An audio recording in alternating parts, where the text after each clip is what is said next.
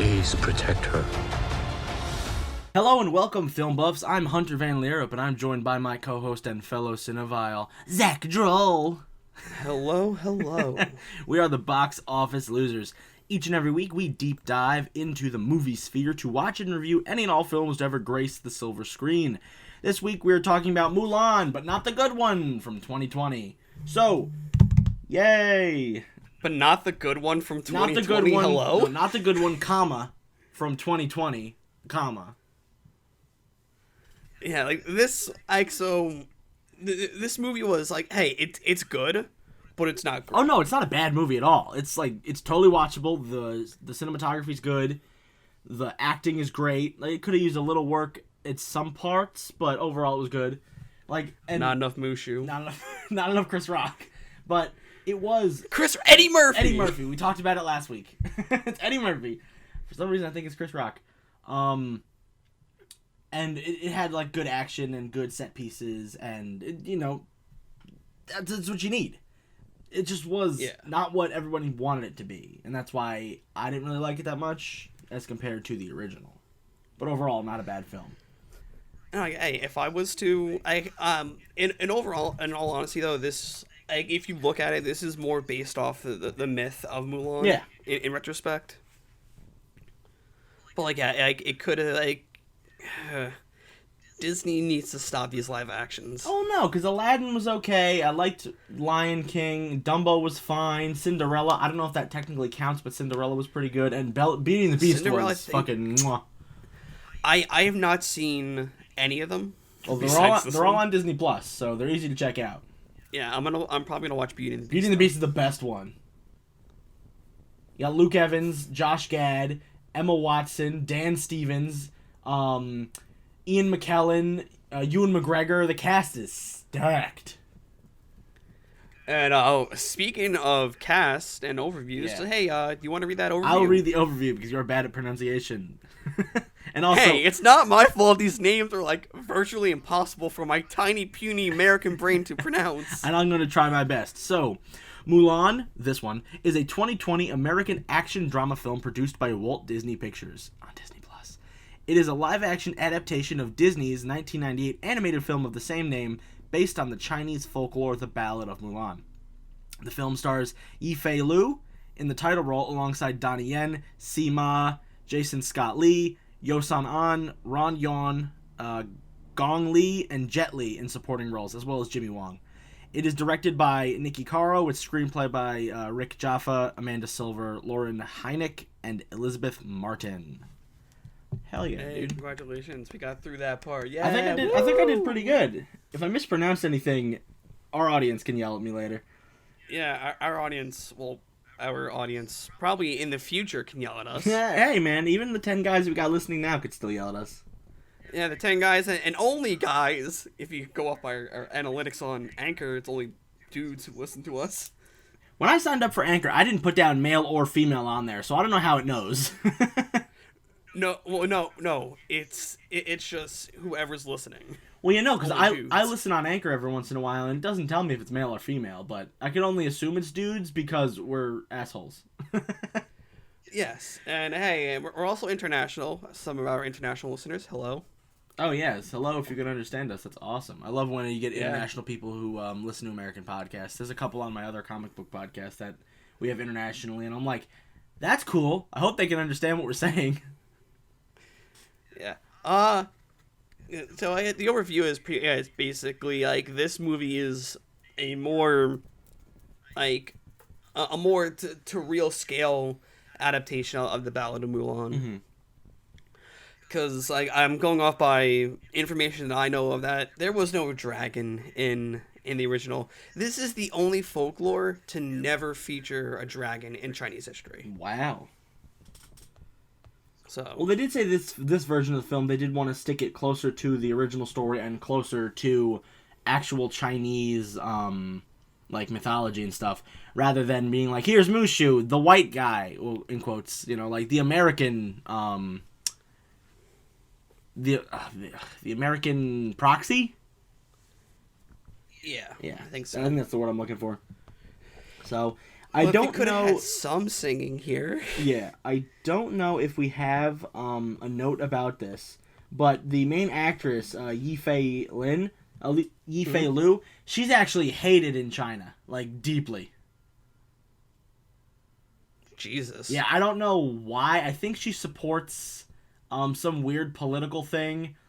Uh-oh. Yeah. Uh-oh. Yeah, I think she supports a weird political thing. I forget what it is 100%. I remember hearing about it when the film came out, this one. That's not good. Yeah, so That's not good. a lot of Chinese audiences did not see this movie to boycott her specifically. So Well, also, this like, movie did not they make that didn't- much money. I'll They go also into the didn't budget real release this- quick. They also didn't release this movie with, I think, Chinese subtitles. That's dumb. Yeah. Yeah. Like, when this movie dropped on Plus, it was not released with Chinese subtitles. That is dumb. Hence why every single pirated version doesn't have them. Good to know. Yeah, I'll talk about the budget real quick before we get into the notes. So the budget is about $200 million. So far, the last time I checked, which was a couple days ago, it only made $40 million because of the Hollywood premiere and then the Disney Plus premiere access, which is $30 to rent it. Yeah, to rent it, not to keep it on your account forever. No, because even though it will come out in December, for anyone who just has Disney Plus normally, if they decide to destroy Disney Plus, the $30 you paid, you don't get to keep Mulan. So I would just buy it digitally somewhere else and then watch it. Or go to legalwatch.com and do what we do. Hey man, I'm not outing myself. It's just you. I watch everything totally 100%. Yeah, on a non-jailbroken Fire Stick. I don't know what you're talking about, motherfucker. Hey man, it was hard to support this movie because of what Disney did. So, all right, let's transition to the notes. I will read the first paragraph to the best of my ability. I am illiterate as a dumbass. Just don't say definitely.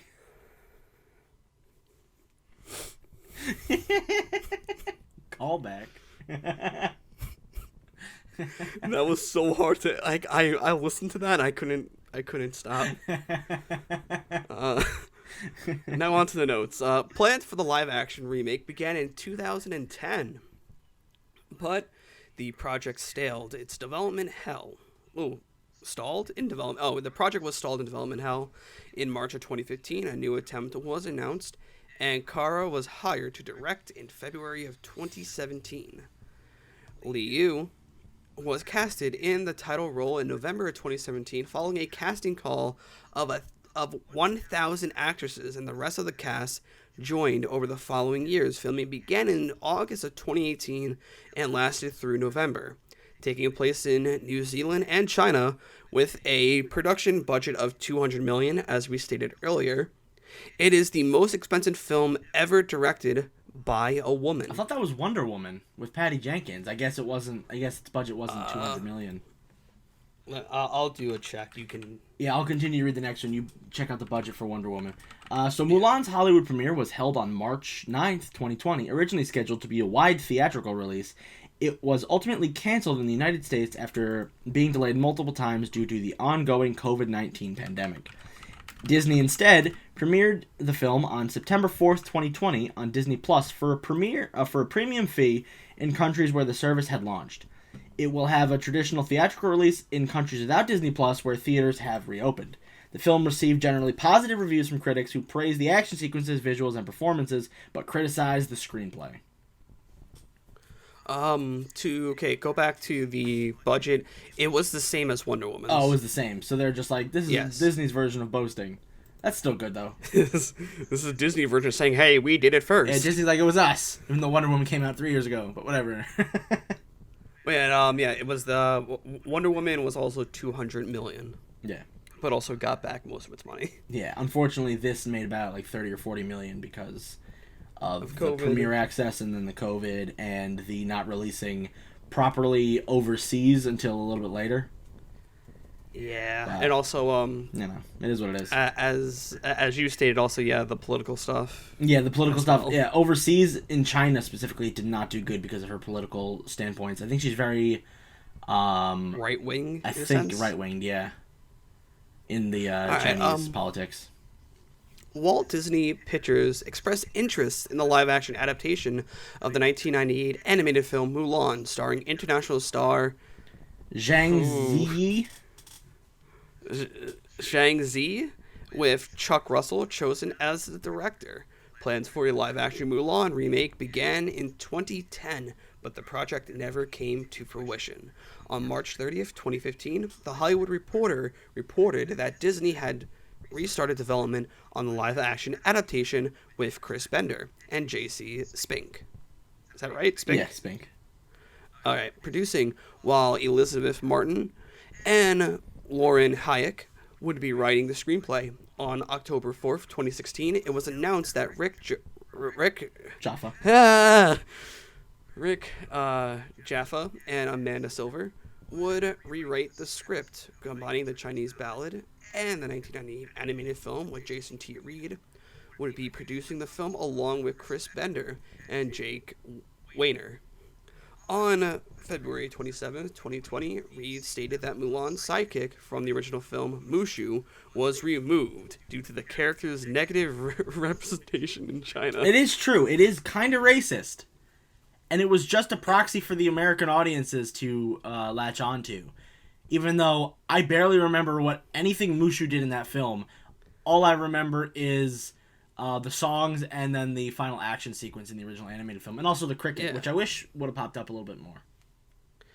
Reed also said, aside from both the original ballad and the animated film, the filmmakers drew inspiration from different Chinese adaptations of the ballad while writing the film, stating that since the traditional Disney audience and the what was that word? Diaspora Asian audience viewed the movie in one way and the traditional Chinese and China audience viewed it a slightly different way. The filmmaker dug in to try to make sure that they are addressing both of those audiences in a thoughtful way. Meaning no songs. I wanted, I have a list of, favorite Disney songs from movies.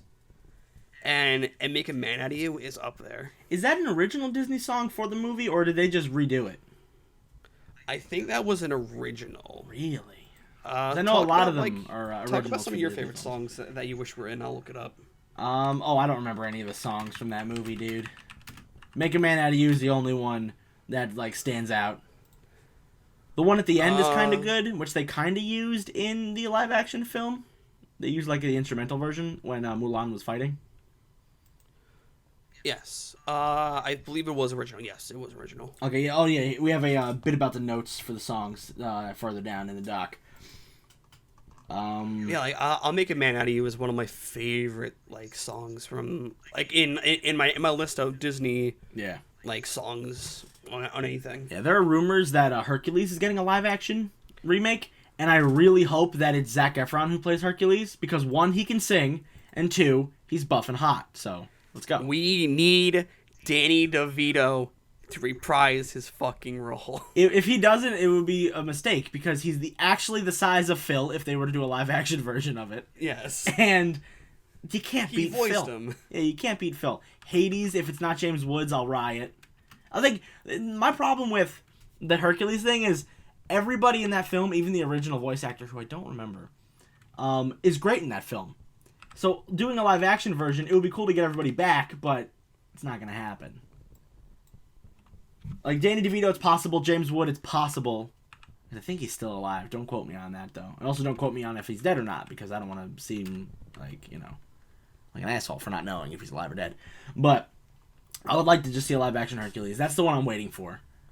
James Wood is still alive. He's 73 years old. Okay, cool. Put him in. Make him Hades again.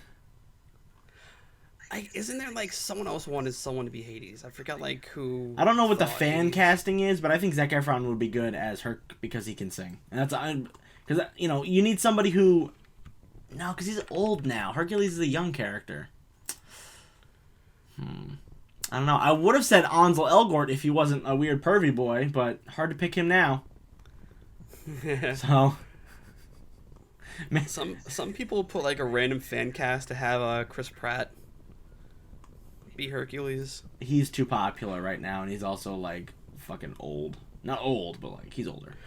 You need a younger someone guy. also. So I'm looking at a If you say Timothy casting. Chalamet, I'll fucking kill you. No, Okay. no. Someone put Peter Dinklage as Phil. Yeah, That's also Peter Dinklage that's actually has. bad of a casting. He's got some comedy chops. I could see Peter just look Dinklage at being a Elf. good Phil. Elf is a good prior to that. Elf is good. Death at a Funeral is good. Oh god, there's one more where he's funny. Pixels is not really a comedy, at least in the traditional haha. It's an Adam Sandler comedy, so take that as you will. He's good in Someone Pixels. put Tom Hiddleston as Hades. Yeah, I like that. It's not bad. Kurt Russell. As No, Zeus? yeah. It's Kurt Russell as God or Zeus. Yeah, I'm into that. Of course, Danny DeVito as Phil. Phil again. I'm just looking at it. Someone also put Chris Evans as Hercules.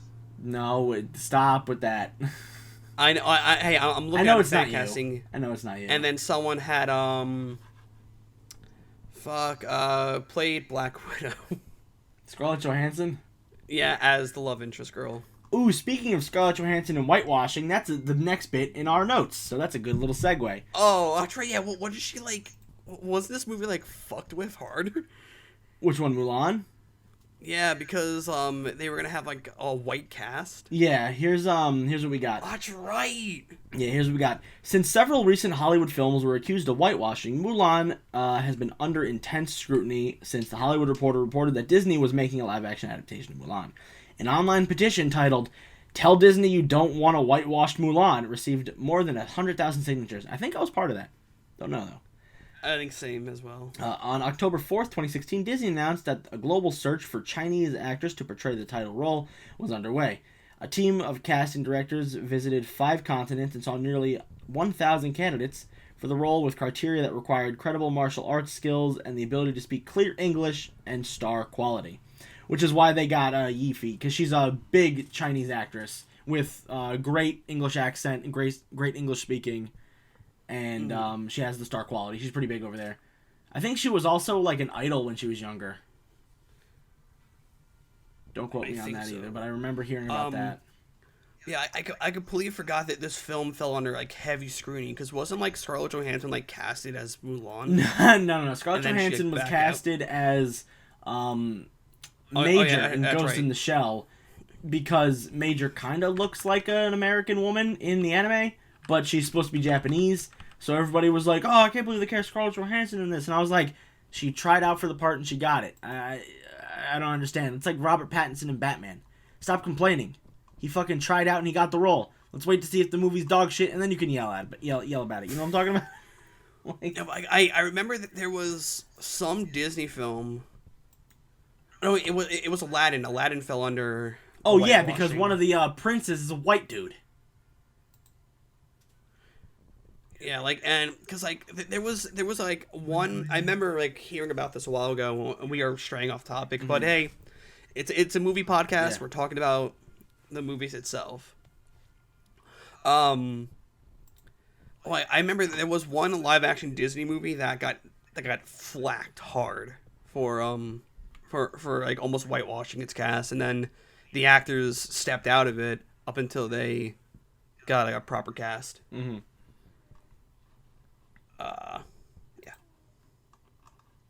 Yeah.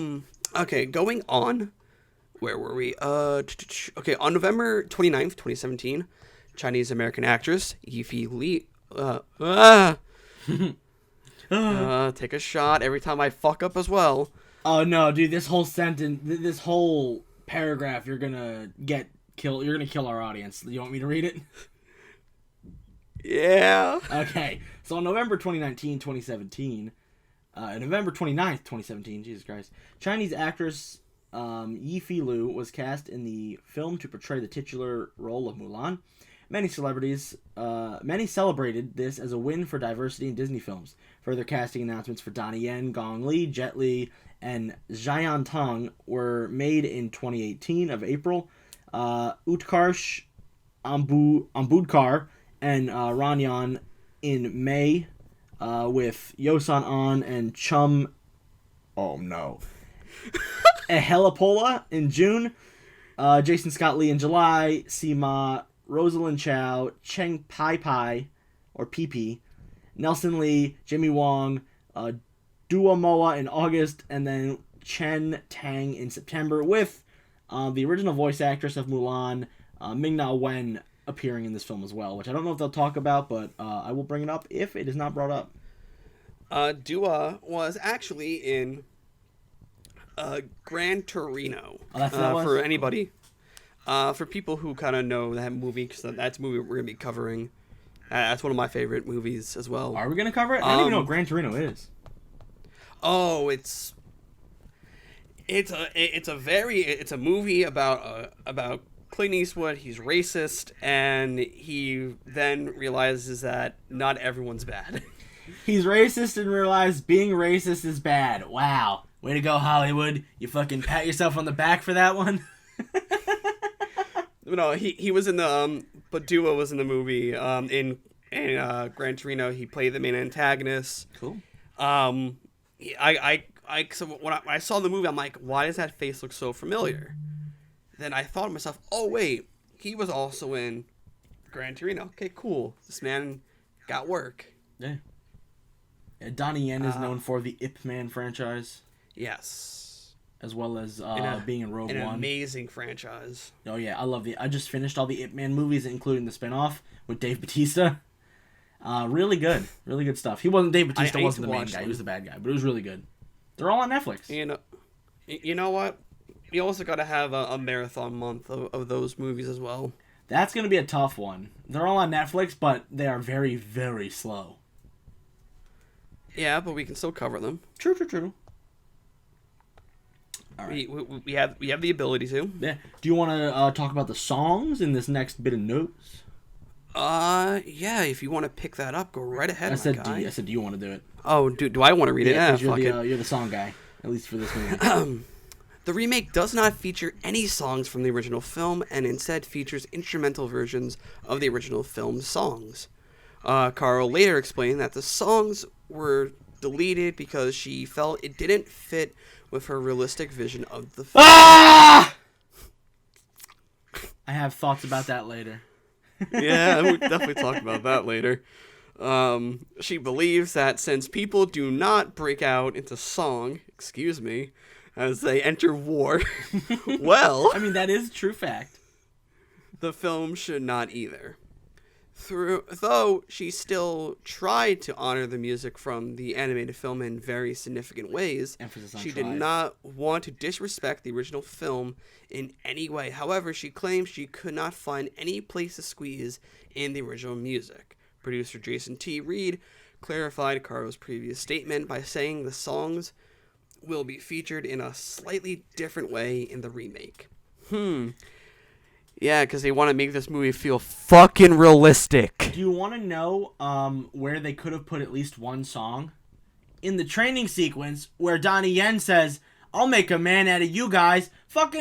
They weren't in war. They were training. You could have done one song there as a little joke. That's legit like my favorite fucking song in the entire Mulan movie.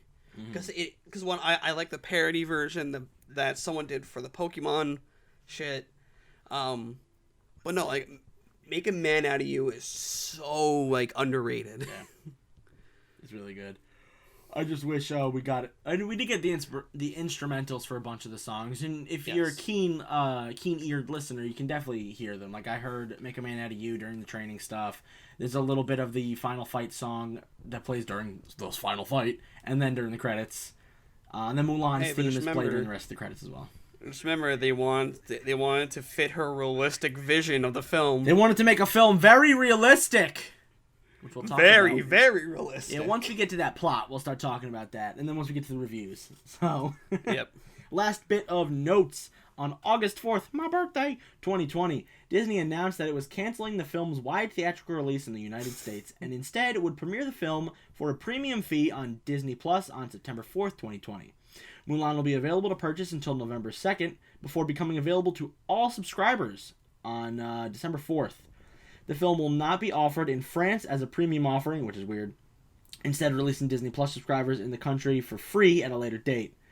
Speaking about the $29.99 US price point for the film in the United States, Disney CEO Bob Chapek said, "We're trying to establish a new premier access window to capture the investment we got in the film. Basically, we wanted to make money, even though, fuck you.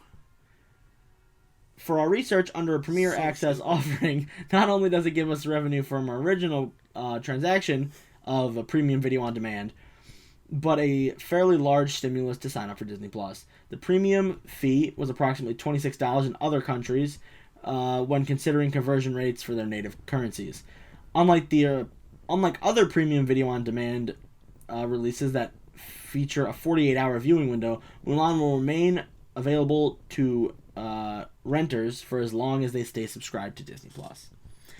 They basically said, we put too much money into this, and we need to make money back instead of giving it to you on Disney Plus for quote-unquote free. But we got movies coming out all over the place. We got... Disney fucking owns everything. No, think about it. They released 3 movies in the last month. They released Magic Camp, which was pretty good. They released The One and Only Ivan with Sam Rockwell as a monkey, as a gorilla. And then they released the Phineas and Ferb movie. Not premiere access, just free. Well, for and don't forget that they also... At the beginning of all this, they also dropped Onward. Well, Onward wasn't... it did come out theatrically. Onward was free. Oh, no, yeah. But it's because it was able to come out theatrically for a good month before. They were like, we need to make extra money. We'll put it on Disney Plus so people who didn't get it for Mandalorian can get it now. But yeah, honestly, really... $200 million for Disney is a drop in the fucking bucket compared to what they own. Oh, yeah. No, not a doubt. It made no sense for them to make this, $30 for a rental. A rental. No, I feel like if they just put it on Disney Plus, they would have gotten a couple more subscribers, but then the subscribers only pay $7 a month rather than $30 for the movie. In my brain, I would have been like, yeah, but if we can advertise Mulan as quote-unquote free on Disney Plus, then... we can pull in subscribers who want to watch the film that would pay $7 for a ticket, like most people. But instead, they were like, $30 for a ticket, bitch. And I was like, are you kidding? And it's not even like the movie is only available premiere access forever. It's going to come out 2 months later. Or 3 months later. For free. This honestly, Disney's a good company. Yeah. 100%. Hey, they have their evil ways. As I'm looking over my shoulder, make sure no Mickey Mouse is kicking down my fucking door. You're dead, bitch.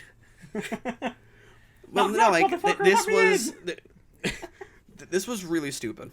A $30 rental fee. Meanwhile, if you look at services like Apple and you look at services like Google, their rental fees are 10.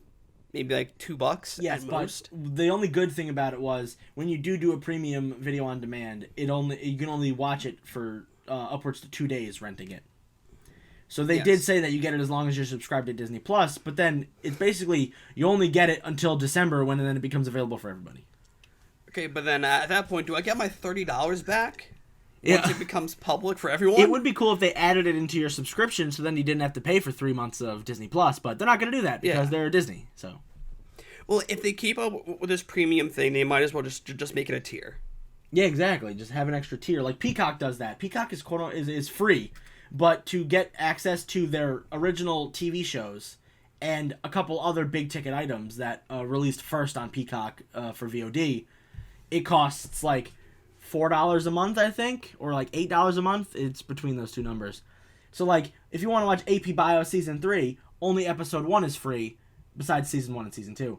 Only Season 3, Episode 1 is free, and all the rest you have to pay for. But... Season 1 and Season 2 were so good of AP Bio. Yeah, no, I can't wait for Season 3 to be free. If they ever continue to do the freemium stuff. But movies like Psych 2 and Anthony, which came out as Peacock original movies, you can watch for free. You don't have to pay the premium subscription. They're only doing that for the TV shows. Which seems a little weird, but at least they're not locking you out of all the content. Yeah. But they are locking you out of content like Frasier and ER and stuff like that. That's just why? 30 Rock I think is a premier, is like a premium, and I'm like, why? Just what? What are you doing? But I get it because it is a free service. Also they also have access to a lot of like WWE content as well. Yeah, well, like I said before, it is a free service. Like Netflix isn't free. Air quotes, heavy air quotes. Well, no, because Netflix isn't free. You can't watch anything on Netflix unless you pay the subscription. At least on Peacock, you can watch stuff. So it's not the worst market. But okay, so now that our 10-minute rant about like just premium services and VOD stuff, I'm gonna read the first 2 paragraphs of this lovely plot if I can. If you need any help with any of the pronunciations, just ask. In Imperial China, Hua Mulan is an adventurous and active girl, to the disappointment of her parents, who hope that one day she will be wed to a good husband. As a young woman, Mulan is forced to meet with a matchmaker to demonstrate her fitness as a future wife. Take a shot.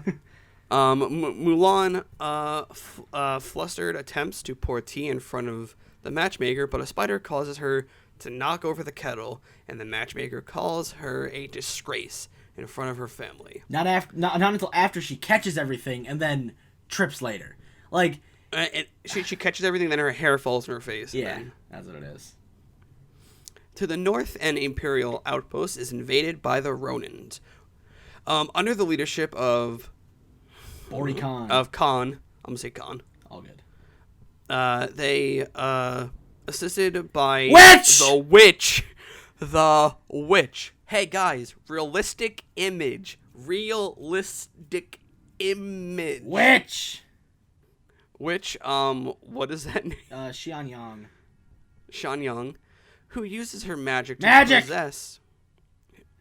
To pose as a surviving soldier and report to the attack of the Emperor of China. He then issues a counterscript decree ordering every family to contribute 1 man to fight Khan's forces. Yeah, so this is a nice little opening. Like, you get to see a little bit of Mulan when she's young interacting with her father, where they're, like, training with swords in the grass and running around, and she's being a little bit of a tomboy. And then you get to see the cool little matchmaking stuff where she's a little older, and then you get to see a nice little action set piece with the bad guys and the witch! So, cool. Who turns into a fucking falcon. And a swarm of bats. Yeah. Realistic. And can possess people. And I understand what they mean by quote-unquote realistic. Like, what they said, like, we're not singing in the battlefield. We're not, like there's no talking dragons. And, like, when she's a falcon, she doesn't talk. You know what I mean? When she's the bat, she doesn't talk. But, and also I understand the point of magic in China is a whole different thing. People in China, at least the old feudal stuff, Imperial China, they believed in magic and witches and sorcery to help them win wars, similar to Hitler in World War II, where he thought the supernatural stuff, like searching for the Ark of the Covenant or the Holy Grail, would help him win the war. So I understand, like, having a witch here, but it should have been revealed that she's not actually a witch, and she just, like, uses, like, alchemy to make potions and stuff for, like, smoke bombs and poisons, instead of her actually being a witch. She turns into a fucking falcon. I know. And then dies. Which we'll get to later. Imperial soldiers arrive in Mulan's village to enlist recruits, and her elderly and frail father, Hua Zhao, is forced to pledge his service as he has no sons, because they're looking for 1 male from every family. Mulan flees with his armor, horse, and sword to join in his place, disguising herself as a boy. Mulan arrives at the training camp, which is run by Commander Tung, who I believe is Donnie Yen, an old comrade of her father. Alongside dozens of other inexperienced recruits, she ultimately becomes a trained soldier under his tutelage without exposing her true identity. Now, we're going to take a quick break in between these two to do a little bit of the talk about a little bit of the training stuff, because that paragraph basically goes, she was trained to be a soldier, and it didn't talk about, like, what she actually did, what she went through, the slips she almost had in front of all of her bunkmates, the fact that she didn't shower for 3 weeks because she didn't want to get seen. Hell yeah. I don't think it was 3 weeks, but I think it was like a week or 2. It was cool to see a lot of the training sequences, even though no one climbed up the big pole. You got to see like the fighting, the water buckets, and like the showers and stuff. Like that was kind of cool to see like that little training aspect of it. Can we talk about my man pouring out the water? Oh yeah, that fucking deserter motherfucker. Well, not the deserter, the one who cheated and then gets kicked out because he's like, it's too heavy, pour, and then someone sees him and he's like, fuck. Yeah. She the training stuff is really good. I love so like anything involving like any martial arts movies are definitely my guilty pleasures. Oh yeah, that's why I love the Ip Man movies. Like I was like, I like martial arts movies. What's like the best one? I was like, oh, Ip Man. I'm stupid. Let's watch that one.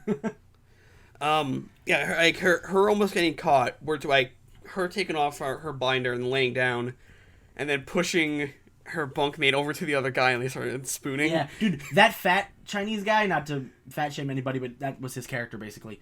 The fat Chinese guy, when he almost died later on in the movie, I was so upset. I was like, oh my god, they killed the best character. He was not dead, folks. It's all good. He's not dead. I was about to like cry. I was like, no, he's the best. Well, no, yeah, I liked when Mulan finally went to go take a bath. She took off all her armor, skinny dipped in the lake, and then her like romantic interest guy walked up and was like, hey, you want to do bro stuff in the lake? And she was like, don't touch me, because she's gonna because he also got naked. Hey, do you want to do bro stuff like kiss in the lake? Do you want to kiss in the lake? Dude, I remember seeing a either a tweet or a post on Reddit or something internet related where the reason why his original character, who I forget it's the general, but it's so in this movie they mixed Donnie Yen and the love interest. If you mix them together in the original Mulan movie, that's who the trainer is. I forget his name though. Because he's technically not in this film. He is the two characters. So yes. I saw in the film that it's like the only reason why the commander's upset with Mulan being a girl is because now he can't date his little femboy boyfriend. And I'm like, that's so fucking stupid, but so hilarious. He's crushing on a little femboy like a twink, and then it's like, oh no, it's actually a girl. God damn it! Ah. That's too. Gotta love the internet, man. I mean, to be fair. All right. A lot of stuff is pretty good. I loved seeing like overall like the interactions between Mulan's boy character and the guys around, because you really don't get to see that in the original film. Yeah, you only get to see a little bit from the Three Stooges. Yeah, that's really all you get to see. In this one, they have like 4. Oh, it's 4 because they add the commander guy from the original animated movie who's split up into a young guy and an old guy. So you have Jimmy Wong is the skinny tall one, the fat one is the fat one, and then the angry drunk one is the short angry guy. That's who they were supposed to be. And then we have Dua, who is also like the fat tall one. Oh yeah, there was 5 of them. There was Dua played. Hold on, let me go back to my looks. Continue talking. I'll just I'll read the next bit of notes.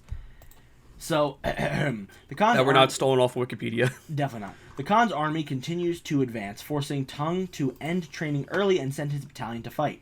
Mulan chasing some troops on her own.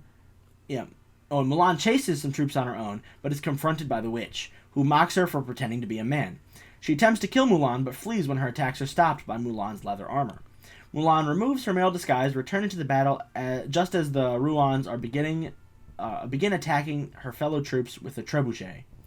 Mulan uses discarded helmets and her archery skills to maneuver the trebuchet into firing on a snowy mountain, triggering an avalanche that buries most of the Rohans? The Ruhans? I'm gonna call them Ruhans. The Khan's men.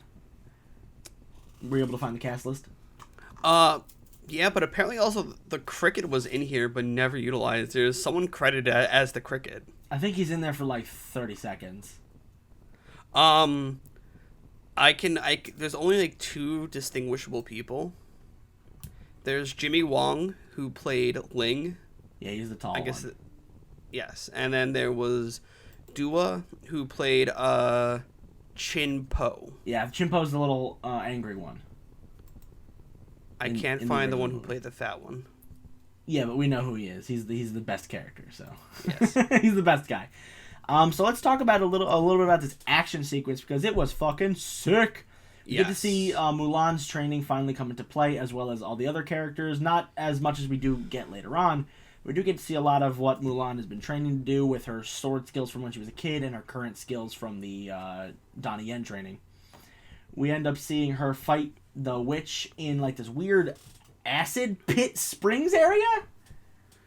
I think that's just like one of those like the color war type thing, like kind of like just like sand. Maybe. Ish. Yeah. I can see that. What paragraph are we on? Because I lost track when I went to go do the cast list. To help out reading. Huh, what? Sorry. Hello? Guy, tell me when you step away, man. I thought you were going to talk because I heard you talking. My dog was... No, I didn't know about what to bark. paragraph we were on. Okay. So I was going to read the next paragraph. Oh, no. Before we get to that, like, the scene where Mulan is revealed to be a man, it's kind of cool to see, like, that instead of running away or trying to re-hide herself, she decides to go help her comrades with that cool little archery trick, triggering an avalanche, which was a really cool scene. Yeah, that definitely was. Cause I love archery, and overall, just like her, like just like setting up all the helmets, and then the distracting them from the catapult was just like the chef's kiss. Yeah, there's a lot of cool scenes in this film. It just sucks that the screenplay wasn't as strong. It wasn't like there definitely were just a lot of like your cookie cutter moments. Mm-hmm. I wish they were different. I wish scenes played out differently. I wish we did get like as much as like they wanted a realistic approach. That's going to be an ongoing joke now. Yeah. They wanted a realistic approach. They could have added certain things to at least kind of bring like a nostalgia feel back to it. Have us at least, even though it's bad to see things with rose-tinted glasses, but it's still overall just a very, like, it helps kind of, like, us at least go, like, okay, this is what this movie would look like in live action, or this is what this movie would look like with CG'd animals. So, yeah. You know, and then it does suck that we ended up not getting Mushu, but we kind of got a Mushu-style character, even though Mushu was mostly comic relief. We did get the Phoenix, which showed up every time Mulan needed, like, inspiration to remember who she really was, and that's kind of what Mushu was in the original movie, like her conscience, basically. Like, hey, you can do this, like her motivation. As soon as I saw the Phoenix, I was like, Mushu? Yeah, I was like, Mushu? Oh my god, he's actually here? It's gonna be fucking a secret Eddie Murphy? Nah. Man, we needed that Phoenix to be voiced by Eddie What's going on, Mulan? I'm the Phoenix! Definitely not a racist impression, man. No, not. It's my totally great Eddie Murphy impression. Yeah. Hey, man, he sounds like that. It's not my fault. Continuing on with the plot, though, what paragraph are we on? Mulan rides. Mulan rides back to the camp and rescues Chen, a soldier she befriends in camp, That's her love interest. Yeah. Unable to hide her true gender any longer, she is expelled from the army and begins to return home. On her way, she is confronted by the witch, who reveals that she has also shunned by her people and fights for Khan only because he treats her as an equal. Additionally, she reveals that the attacks on the outpost have been a diversion, as Khan's true plan is to capture and execute the emperor for having his father killed. Risking execution, Mulan returns to her battalion to warn them of the impending capture. Tung decides to believe her and allows her to accompany a unit to the emperor's palace. This was a really good scene. We get to see... He was gonna kill her too, but like... Oh yeah, he was I about believe to. her. Yeah. And like a lot of her battalion members were like, hey, I believe her. And then Donnie Yen's character was like, you know what? Fine. But if everyone dies, it's your fault. You get to ride in the front, you get one of the slowest horses, and you get no armor. And she was like, aight then! But she took it with strides. And it was cool to see like the witch, you know, quote unquote, change sides near the end. And then we get to see some cool ninja stuff coming up, which is fun.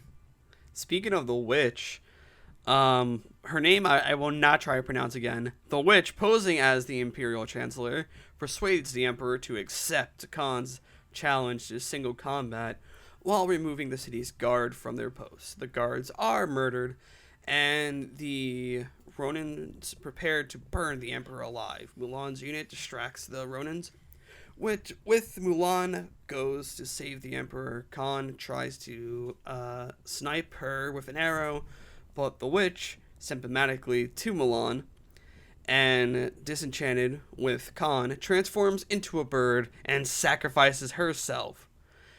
By catching the arrow, Mulan kills Khan, but not before he disarms her and destroys her family sword. She frees the Emperor, who offers her to let her join their personal guard. She declines the offer and returns to her village.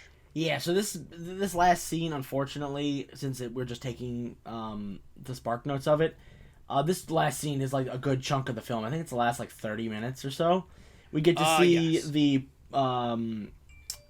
disguising as the Chancellor. We get to see the ninjas sneaking around on the buildings.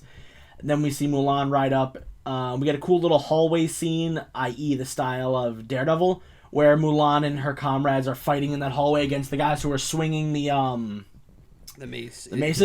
And this is another scene where we get some realistic action, where she's running on walls and jumping off people's heads.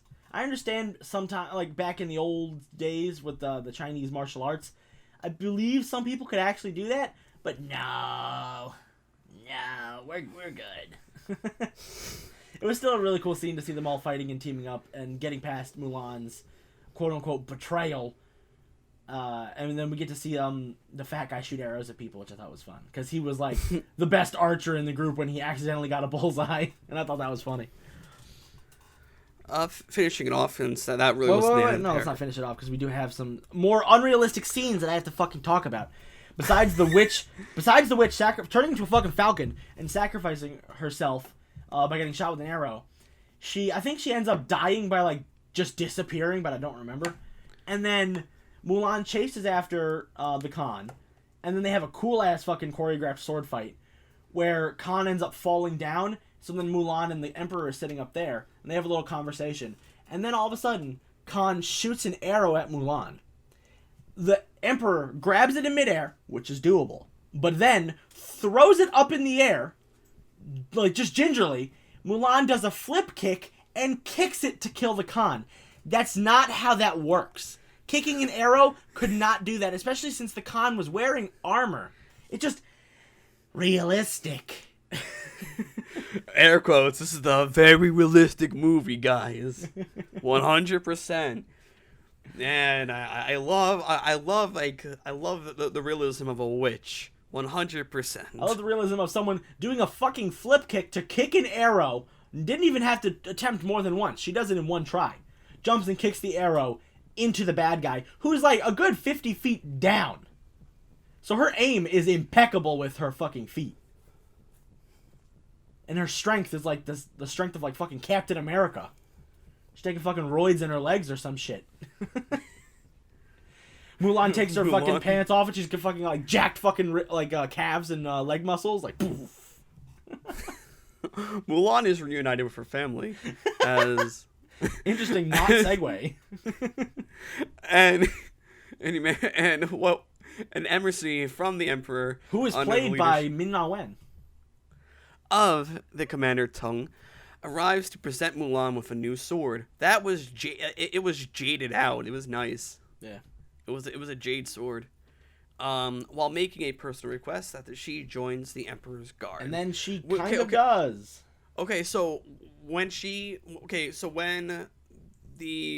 it's pretty much when the group comes to give her the sword, can we talk about how the matchmaker was like, "Oh shit, she's good."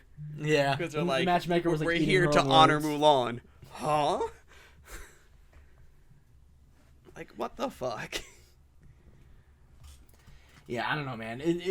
I feel like the movie wasn't as bad. I might eventually increase my review, and I did give it not a bad score. I think eventually I will increase my review, maybe if I watch it again, or if they do end up doing a sequel, because I remember Mulan 2 being okay. I said, so my review is in the middle. So it's not saying it's not a bad movie. It's not a good movie. It's okay, at best. But so I'm gonna read my review though, and then we're just gonna do our more bantering about the movie itself. I'm giving this 5 spiders ruining a match ceremony out of 10. Nice. Did you see mine? 6 fucking witches out of 10. Yeah, I'm giving it 6 motherfucking witches who turn into bats and fucking falcons birds. out of 10. I do have a nice little That's review on beautiful. Letterboxd, which I will read for the audience because I like reading my little reviews. Some of them are clever, some of them are not. This one is kind of. So, you know, for a movie that didn't want to use the songs or Mushu because it was unrealistic, really went hard on the unrealistic aspects of the film. There's a falcon that hangs out all throughout the film, which could be taken as a little bit of symbolism. And then there's a fucking witch who turns into a falcon and bats. You're telling me you didn't want to put songs into this film, but you put a goddamn witch in it. Ranting aside, the film was good. Nothing to write home about, and definitely not as good as the original, but the choreography and performances were still great. It's just another live-action Disney film made boring by the lack of Disney style and songs. Do not pay $30 to watch this film. Wait until December so you can watch it for quote-unquote free on Disney+. That is my little review. 6 out of 10. Not bad. I liked it. Anything to say, Zach? Hold on a second, real quick. Yeah. Sorry about that. I see the pause. Pause your audio too. Oh. Sorry about that brief pause in audio, guys. I'm just do a clap sync in the middle of here. Then I'm not going to edit out because Sounds good. It's in the middle of the podcast. Claps. Okay, yeah. Right at the end of the podcast, not even in the middle, you son of a bitch. Couldn't have waited 5 minutes. Towards the end. So I need to start doing some more stuff for Letterboxd. I might make a box office losers for Letterboxd itself. I made a list of the box office losers episodes for Letterboxd on my main Letterboxd. But yeah, if you want to use Letterboxd for like you personally, that's totally fine. Yeah, I might just make one. I have one. I just might make one for the podcast itself and just have 2. Have 2. Have our podcast stuff. Have our reviews. Yeah, just send over stuff. The information The once deets. you make it. Yeah. Yes. Yeah. All right. So Zach, close us out. I gave it a 6. You gave it a 5. I think I might change my review later on down the line if I rewatch it or I watch it with my girlfriend. But we shall see. As of right now, it stands at like a good 5.5 if you average out our answers. So thank you all for listening, guys. You can follow us on Instagram at Box Office Losers and at Twitter at Box Losers. Once again, we can't fix it. Some jerk off has it that we can't take it from because he hasn't tweeted. Hasn't used it in 2 years. Yeah, exactly. Like he made one tweet and then hasn't used it in 2 years. But whatever. I'm not upset. But yeah, just follow us on mainly follow us on Instagram for news. Twitter, I try to stay posted, but Twitter's Twitter's hard. Instagram's the big one. Yeah, don't forget to subscribe, leave a review, and share. Subscribe to us on Apple Podcasts, subscribe to us on Google Podcasts, on wherever you can find them. Subscribe Anchor, to us on YouTube. Everywhere. And leave a review on Apple. It helps us get up there in the numbers. I don't know where we are. Probably in like the top 500 probably. Well, it's because we're staying consistent. Yes, we are uploading every single week just for you guys.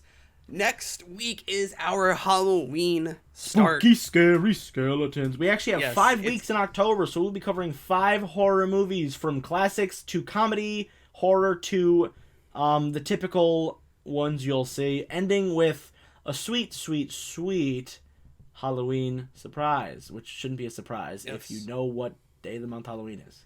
I might pitch this to you. Do you want to do a double feature for that? So we have one for the 30th and 31st. Ooh, we can do 1 and 2.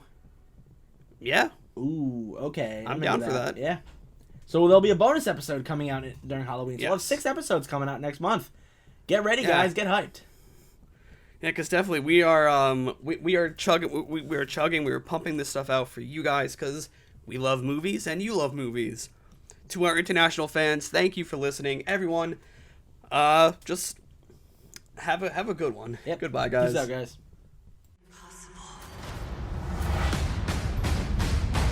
woman leading a man's army. It is my duty to fight for the kingdom.